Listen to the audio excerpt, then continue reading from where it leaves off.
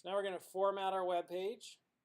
And to do that, right in here between styles, I start writing CSS.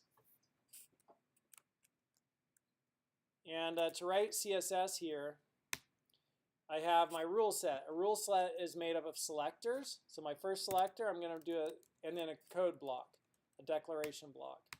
So my first selector is H1, which means anything that has H1, this is an element selector. You could have different types of selectors. Anything that has H1 is in the HTML document. It's going to be formatted. And I could just use, then you have to learn the different properties and values. I could do color, colon, red, and you need to end it with a semicolon. So that's a declaration. It has a property and a value. So now when I bring this one down,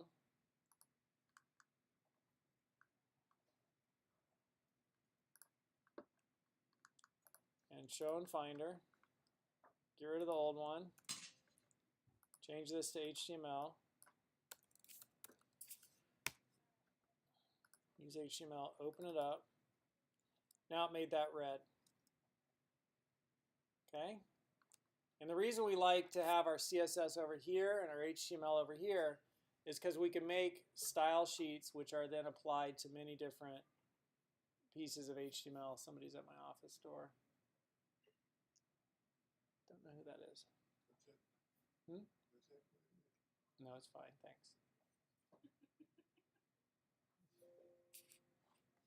So that's formatting with CSS. So I want you all to now go to this document here,